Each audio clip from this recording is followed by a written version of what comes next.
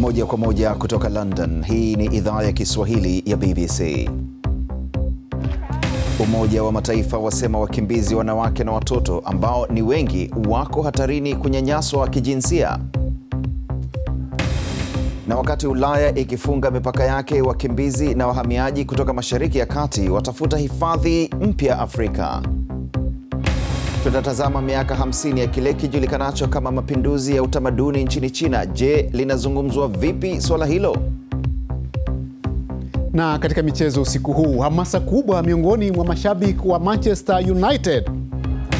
Ni baada ya maelezo kuibuka kwamba bomu bandia lililosababisha kuahirishwa kwa mchuano kati ya wenyeji na Bournemouth lilisahaulika na kampuni ya ulinzi baada ya mazoezi ya kiusalama.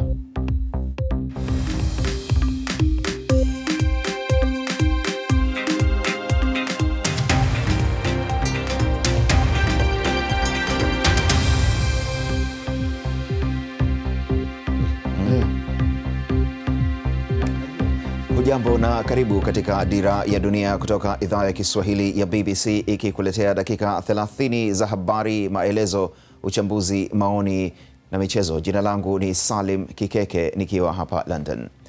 Mashirika ya misaada yameonyesha wasiwasi kuhusu wanawake na watoto ambao ndio idadi kubwa ya wahamiaji na wakimbizi wapya wanaowasili hapa Ulaya. Wasiwasi huu umekuja wakati shughuli za Ulaya za kuzuia makundi yanayosafirisha watu kwa njia haramu katika bahari ya Mediterranean zikionekana kutoleta matokeo yoyote. Umoja wa Mataifa umesema wanawake wanajikuta katika hatari ya kunyanyaswa na kubebeshwa majukumu mazito. Alice Mudhengi anatuarifu zaidi. Fatina akiwa na watoto wake 4 katika nchi ngeni. Mume wake Fatina alipoteza maisha baada ya wote kulazimishwa kupanda jahazi lililokuwa limejaa watu. Pamoja na kuwa tumemzika, lakini siamini. Naona kama atarudi kesho. Nina watoto wadogo na sasa hawana baba. Maisha magumu haya. Amina alikuwa kwenye hilo jahazi pia, na sasa anajitolea kwa kutoa huduma ya chai ili ajisahaulishe na yalomkuta. Aliondoka Aleppo akiwa na mume wake huyo mlemavu, na usiku huo Mohamed alizama majini. Nilisema nikifika nchi kavu nitamkumbatia na kumwambia ndoto yake ya kufika Ulaya sasa imetimia. Tulipofika sikumuona, na nilipomuona ufukweni alikuwa amekwisha fariki. Wanawake wengi hapa walikuwa tayari wajane. Wakati walipoondoka, wengine walitaka kuungana na waume wao au ndugu waliotangulia. Karatepe ni moja ya kambi salama na inayotazamwa vyema zaidi nchini Ugiriki.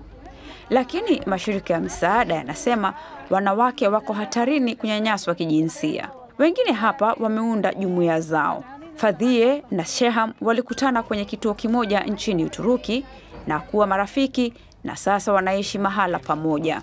Mume wa Sheham na wanawe wawili walipotea nchini Syria. Nyumba yao ilipolipuliwa, hakuwa na sababu ya kubaki huko. Rafiki yake Fadhia na watoto wake 3 waliondoka Damascus kujaribu kuungana na mume wake na wanawe wengine Ujerumani. Nimewacha nyumbani dada zangu, lakini nimempata mwingine hapa. Tunasaidiana, tunafurahi pamoja, tunashirikiana pamoja. Matumaini yao ni kuwa majirani nchini Ujerumani, lakini huku mipaka ikiwa imefungwa, wako njia panda. Alice Mudhengi, BBC. Na ukitaka maelezo zaidi kuhusiana na taarifa hiyo, unaweza kuyapata moja kwa moja kupitia simu yako ya mkononi, bbcswahili.com, taarifa hiyo kuhusiana na uhamiaji na wakimbizi. Na sasa tuangazie taarifa nyingine zinazogonga vichwa mbalimbali vya habari duniani kwa wakati huu. Marekani na mataifa mengine makuu yamesema yako tayari kuwapa silaha waasi wanaoungwa mkono na Umoja wa Mataifa ili kuwasaidia kupambana na kundi linalojiita Islamic State. Waziri wa mambo ya nje wa Marekani John Kerry amesema serikali ya Libya itaruhusiwa kupokea silaha na risasi katika mpango maalum wa tofauti na vikwazo vya silaha iliyowekewa Libya na Umoja wa Mataifa. Bwana Kerry ametoa wito wa kupelekwa misaada ya kibinadamu nchini Libya. Maafisa wa Burundi wanasema wiki iliyopita Rwanda imewafukuza Warundi 1300 kwa sababu wamekataa kuhamia katika kambi za wakimbizi. Afisa mmoja amesema wale waliokataa kwenda makambini wanapokonywa vitu vyao na kufukuzwa. Waziri mmoja wa India ameiambia BBC kuhusu mpango kabambe wa kubadilisha mkondo wa kuyaelekeza maji kutoka kwenye mito katika juhudi ya nchi hiyo kupambana na ukame. Hivi sasa India inaathirika na ukame mbaya sana. Watu milioni 330 wameathirika na serikali imekuwa ikijaribu kuchukua hatua mbalimbali kupeleka maji kutoka kaskazini na mashariki mwa nchi hadi katika maeneo ya kusini na magharibi yaliyoathirika zaidi. Ghasia na mapigano nchini Syria zimesababisha moja ya majanga makubwa zaidi ya kibinadamu duniani. Na huku mataifa ya Ulaya yakianza kufunga mipaka yake kwa wakimbizi kutoka Syria, baadhi yao wameanza kuelekea nchi za magharibi mwa Afrika. BBC imepata fursa ya kukutana na baadhi yao wakielezea wanaona vipi maisha ya Afrika. Jason Nyakundi ana taarifa hii. Wanatafuta hifadhi nchi ya mbali sana. Basel Hotit na familia yake walikimbilia Ghana kutoka Damascus nchini Syria tangu mwanzoni mwa vita vya mwaka wa 2011. Waliwalipa walanguzi pesa nyingi kuwapeleka nchi yoyote barani Ulaya, lakini walanguzi hao walitoweka na pesa zao. Walijaribu kukaa nchi 3 tofauti Afrika, lakini wakaamua kufanya makao yao mapya Ghana, kwani ndio waliona salama zaidi. Miaka 4 baadaye, na anasema amevutiwa zaidi na ukarimu wa watu wa Afrika, hasa nchini humo. It's not easy. Watu wakijua wewe umetoka Syria, wanakukimbilia kwa kusaidia. Mtu mmoja kutoka kanisa Ika Action Church amekuwa akitusaidia. Watu wengi ni maskini barani Afrika, lakini wanaishi kwa kusaidiana. He sends the money for us, my family. Mke wake naye Rana Yusuf anafanya biashara ya mkahawa. The business not bad, sometimes good, sometimes no good. Biashara si mbaya, wakati mwingine ni bora zaidi, lakini mimi napika hapa ili nisaidie familia yangu. Because I have children and my husband, I must continue. Familia hii imetafuta njia bora zaidi ya kurudisha hisani waliopata kutoka nchi hii. This country I cannot give her nothing. Nchi hii imenipatia vitu vingi. Siwezi kukosa kurudisha hisani na shukrani. Nimepata mambo mengi sana hapa na sijui niwalipe na nini. Huyu ni Joseph, lakini tumempatia jina la Kigana la Kwesi. Na huyu ni Pierre, lakini tumempatia jina la Kwadwo. Na huyu ni Daniel, lakini tunamuita Daniel na Nayao. Hatutawahi kusahau jina lake wala kusahau nchi hii.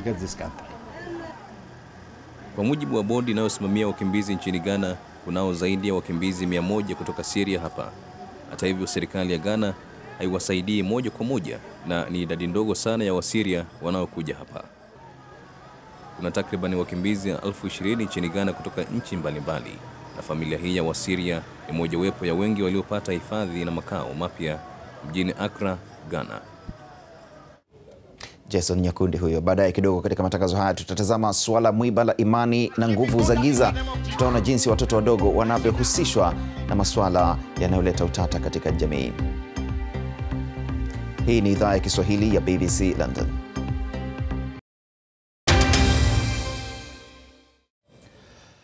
Karibu tena katika Dira ya Dunia kutoka London. Mimi ni Salim Kikeke. Habari kuu siku huu. Mashirika ya misaada yameeleza wasiwasi wake kuhusu wanawake na watoto ambao ndio idadi kubwa ya wahamiaji na wakimbizi wapya wanaowasili Ulaya. Mapigano ya nchini Syria yamesababisha moja ya majanga makubwa zaidi ya kibinadamu duniani, na wakati mataifa ya Ulaya yakifunga mipaka yake, wakimbizi sasa wanakwenda Afrika. Ni miaka 50 sasa tangu chama cha kikomunisti cha China kiapishe nyaraka zake zikionya juu ya kuanzishwa kwa serikali ya kidikteta na ubepari, na hivyo kuanzishwa kwa mapinduzi ya kitamaduni. Kampeni na vurugu na umwagaji damu zilishuhudia walinzi wekundu wakianza kuua na kuwatesa na kuwafedhehesha walimu pamoja na wasomi. Tupate taarifa zaidi. Tarehe 16 Mei mwaka 1966, chama cha kikomunisti cha China kimetoa ilani, mapinduzi na yaanze. Mapinduzi ya utamaduni yalianza kama kampeni ndefu ya kisiasa. Kumetolewa mito ya kumaliza ubepari na athari za ubepari na fikra za mabwanyenye serikalini, elimu, vyombo vya habari na sanaa. Mwenyekiti Mao aongoza mapinduzi. Wakati wapinzani wengine wa chama wakiondolewa madarakani, mke wa Mao, Jiang Qing, na washirika wao wa karibu wamepewa nyadhifa kubwa.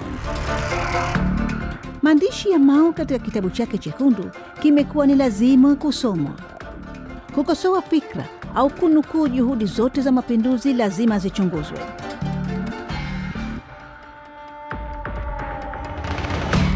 Vijana walinzi wekundu au Red Guards wako kote nchini na huhubiri mafundisho ya Mao. Walinzi hawa wekundu husafiri kote nchini wakisafisha utamaduni wa zamani na kuangamiza kabisa urithi na utamaduni. Wakitumia sana utesaji, udhalilishaji, kuwapiga walimu, wasomi na wale waliokuwa wakiwaita maadui wa taifa. Vijana milioni 16 wamepelekwa mashambani ili kuelimishwa upya wakiwa makazini. Maelfu ya viongozi wameshtumiwa kwa wasaliti, wapinga mapinduzi na vibaraka wa mabepari. Rais Liu Shua alifukuzwa katika chama na alifariki akiwa mpweke. Marshal Lin Bao aliyetajwa kuchukua nafasi ya Mao alikimbia nchi na alifariki katika ajali ya ndege huko Mongolia. Mke wa Mao, Jiang Qing, na washirika wake wa karibu walikuja kujulikana kama genge la watu wanne. Walisisitiza zaidi siasa zao za mrengo wa kushoto dhidi ya wale walio na siasa za wastani ndani ya chama chao. Mao Zedong amefariki mwezi Septemba mwaka 1976. Genge la watu wanne walikamatwa na hivyo kuzuia njama zao dhidi ya nchi na kumaliza mapinduzi ya utamaduni. Naam, wataalam wa ustawi wa watoto wanaonya kuhusu hatua ya watoto kuwa chini ya vitisho kwa madai ya familia zao kuamini kuwa ni wachawi. Wanaharakati wanasema ni kutokana na watoto kutolewa mapepo ili kuondoa kile ambacho wazazi wao wanaamini ni mashetani. Mateso kwa watoto huanzia kwa kupakwa pilipili machoni na hata kwenye sehemu zao za siri na wakati mwingine kuuawa. Mwaka jana polisi wa hapa London walikumbana na matukio ya aina hii 60 ambayo ni ongezeko la 50% ikilinganishwa na miaka mitatu iliyopita. Zawadi Machibia anasimulia zaidi. Huyu ni Dr. Charles Matondo kutoka Afrika Kusini, akiendesha huduma ya ukombozi kwa binti mdogo anayedhaniwa kuwa ni mchawi. Anaendesha huduma ya Grace Faith mjini Leeds na kusaidia watu waliopagawa na mapepo. Familia na ndugu kutoka upande wa baba na mama ambao wanaamini mwathirika wa tukio hili alikuwa amepagawa. Ni vitendo ambavyo kwa mujibu wa wafanyakazi wa ustawi wa jamii hapa Tower Hamlets ni vya kawaida katika baadhi ya jamii za Uingereza. Matukio haya yanaongezeka kwa sababu tukio likijulikana, macho ya watu yanafunguliwa. Si suala ambalo kwa mtazamo wangu tukae tu na kusema yatakwisha hayo. Hayataisha hata kidogo.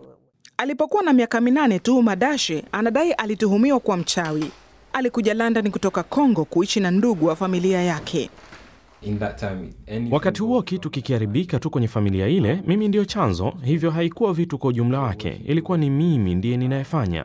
Madashe ambaye sasa na miaka 24 anasema ndugu wa familia yake walifanya mipango ya kumrejesha Kongo akatolewe mapepo ya kichawi mwaka 2005. Lakini shule yake ikatoa taarifa kwa ustawi wa jamii kwa halmashauri ya Islington. Nisingejua maisha yangu yangekuwa vipi kwa sasa. Sijui kama ningekuwa hapa. Lakini wazo hilo kwa kweli lilikuwa Halmashauri ya Islington imetuambia kuwa wafanyakazi wake walimchukua Madashe ili kumlinda asisafiri nje ya Uingereza na wasingeunga mkono mtoto kupelekwa ili akatolewe mapepo kwa aina hii. Lakini mtaalamu ambaye amefanya utafiti kwa zaidi ya matukio 30 yaliyoripotiwa polisi London kwa miaka 8 sasa, anashauri njia ya mawasiliano ya kuwasaidia waathirika ianzishwe. Wakati huu wamenyamazishwa kabisa. Ningependa kuwasaidia watoto kuripoti wao wenyewe. Njia ya simu itakayofadhiliwa vizuri ambayo wanaweza kuitumia kwa urahisi na bure.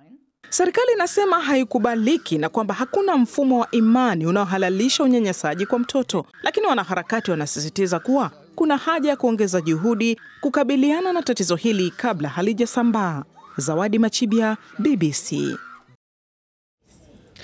Na twende sasa katika studio zetu za Dar es Salaam, tuungane na Askofu John Mbwambo wa kanisa la Pentecoste Holiness akiwa katika studio zetu. Askofu Mbwambo, karibu sana.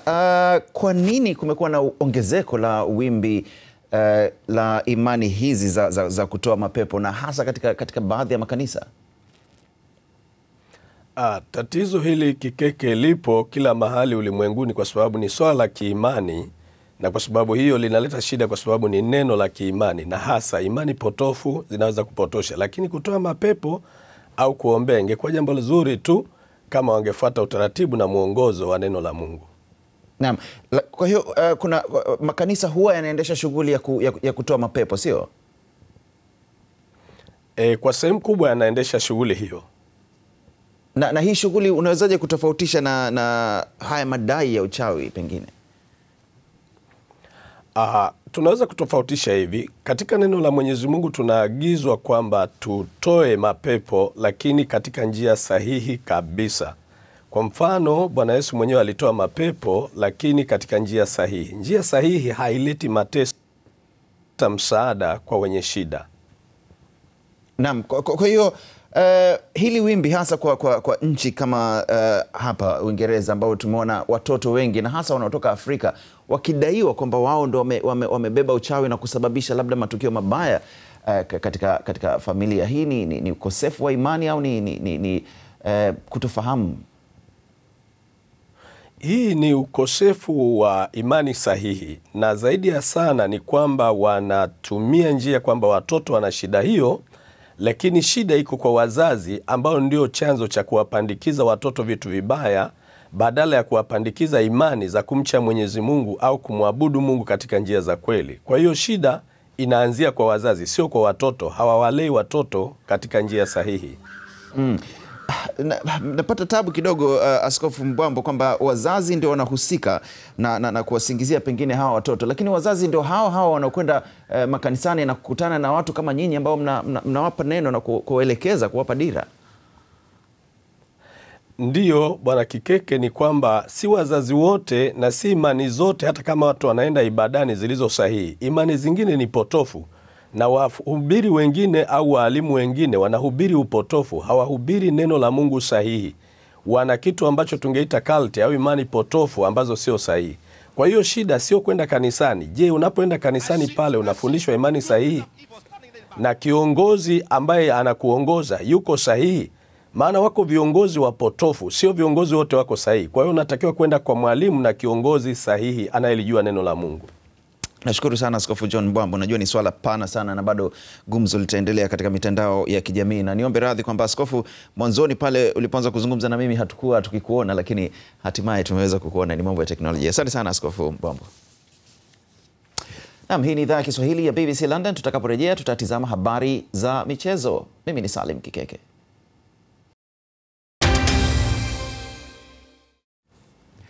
Karibu tena, na sasa ni habari za michezo na Peter Musembi. Peter.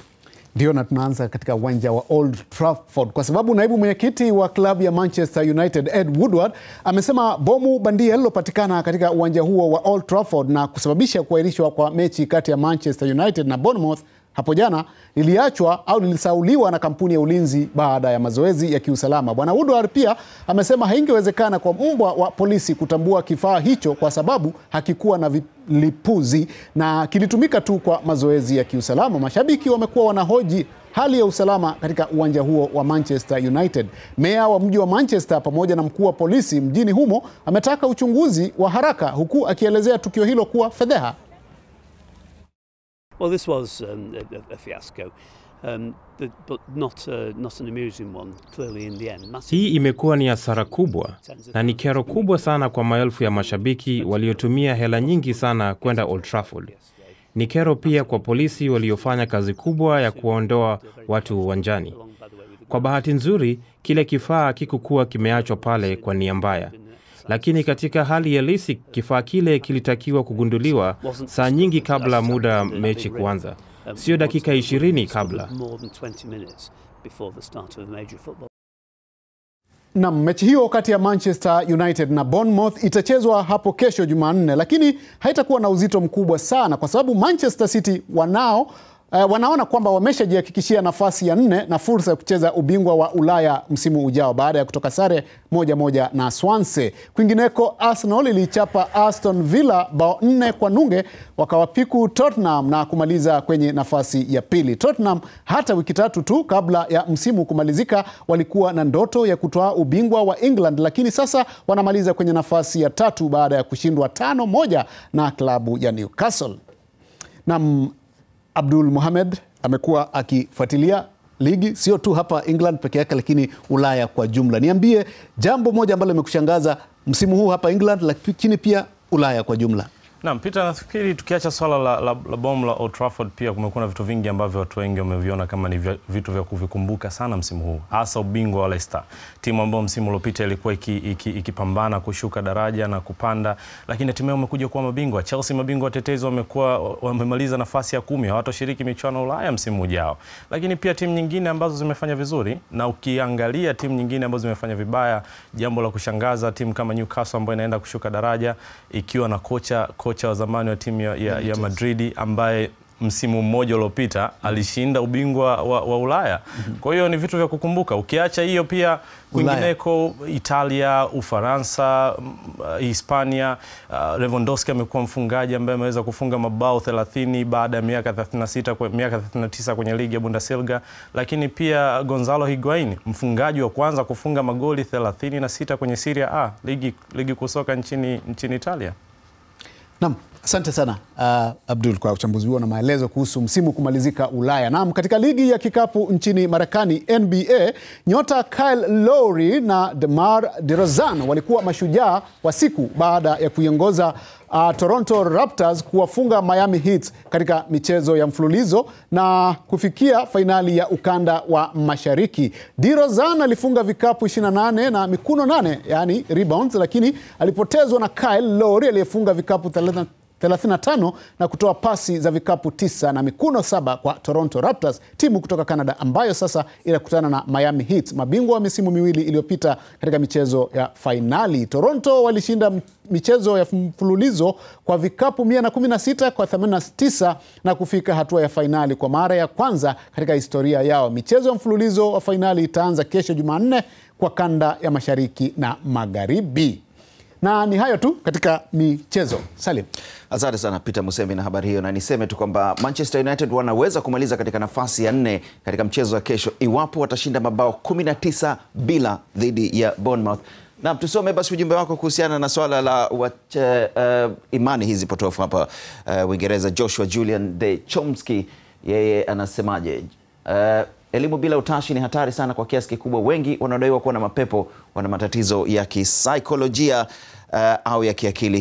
Hivyo elimu ni muhimu sana kutolewa. Asante sana. Mary William pia nashukuru sana kwa kuniandikia ujumbe wako. Anasema huo ni ukatili, tena wachukuliwe hatua za kisheria. Pamoja na ujumbe huo kutoka kwa Mary Aquino Msombe vile ametuandikia, anasema hizi ni imani potofu sana na yafaa kuangaliwa kwa kina, kwani wengi wanapotea kwa kuaminishwa vibaya hata kulishwa vitu visivyofaa. Basi tunaweza kuendeleza mjadala katika ukurasa wangu wa Facebook, hali kadhalika pia kupitia Twitter tunaweza kuendelea kulijadili swala hili. Na hatimaye kabla ya kuondoka, ni kuonyeshe mbuni wawili walioingia mitaani nchini China baada ya kutoroka kutoka katika makazi yao na kuonekana wakipishana na magari katika jiji hili la Foshan. Polisi walipata taarifa kutoka kwa raia waliopiga picha hizo kutumia simu zao, na mbuni hao waliweza kukamatwa na kupelekwa mahala salama.